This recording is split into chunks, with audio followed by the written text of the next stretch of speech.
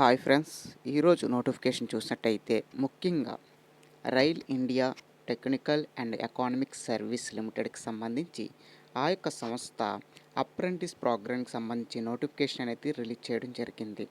ముఖ్యంగా దీనికి సంబంధించి పర్టికులర్గా చూసినట్టయితే ఈ యొక్క సంస్థ పూర్తి స్థాయిలో గవర్నమెంట్ ఆఫ్ ఇండియన్ ఎంటర్ప్రైజ్ అని చెప్పి వారు చెప్పడం జరిగింది.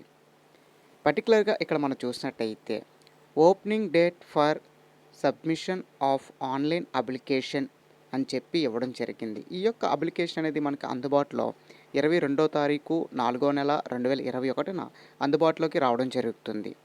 దీనికి సంబంధించి క్లోజింగ్ డేట్ చూసినట్టయితే ఆన్లైన్ అప్లికేషన్ యొక్క క్లోజింగ్ డేట్ చూసినట్టయితే 12వ తారీఖు 5వ నెల 2021 అని వారు చెప్పడం జరిగింది. అదేవిధంగా ఇక్కడ మనం చూసినట్టయితే monthly stipend, education qualification, number of the vacancy, ఇందులో మనం పర్టికులర్గా చూసినట్టయితే గ్రాడ్యుయేట్ అప్రెంటిస్షిప్కి సంబంధించి పర్ మంత్ 14,000 ఇవ్వడం జరుగుతుంది. డిప్లొమా అప్రెంటిస్షిప్ చూసినట్టయితే పర్ మంత్ 12,000 అనేది ఇవ్వడం జరుగుతుంది.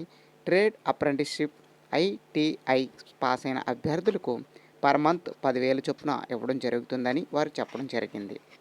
ఎసెన్షియల్ ఎడ్యుకేషన్ క్వాలిఫికేషన్ పర్టికులర్గా చూసినట్టయితే ఇంజనీరింగ్ డిగ్రీలోని BA లేదా బీటెక్ చేసి ఉండాలని చెప్పడం జరిగింది.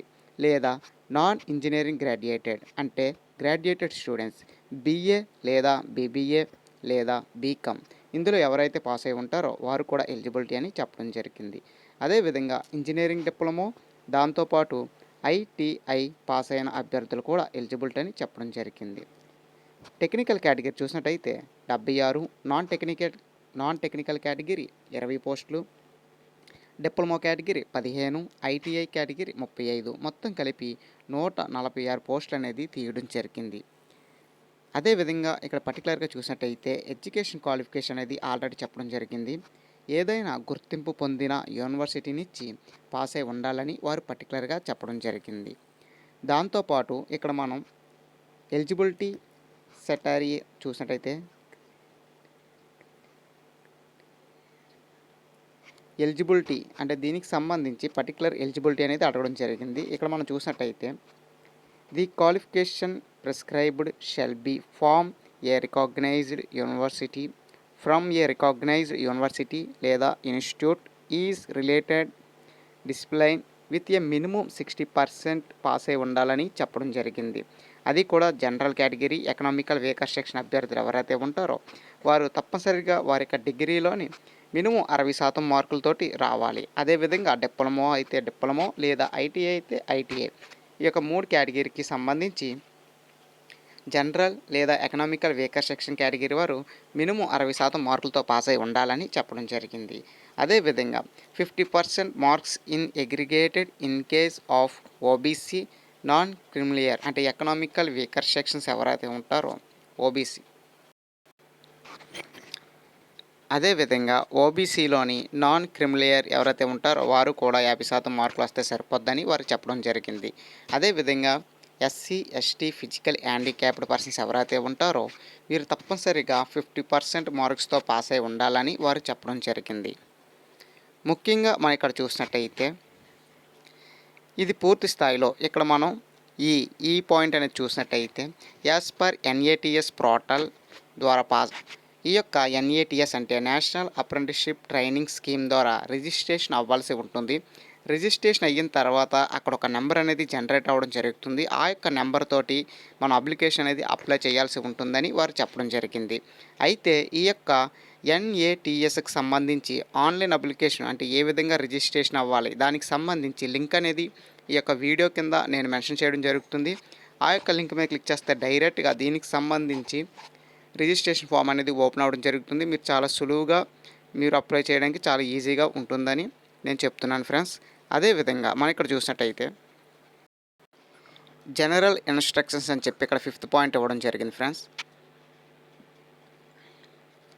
The organization shall have no obligations to offer regular employment to apprenticeship during or after the completion of the apprenticeship period.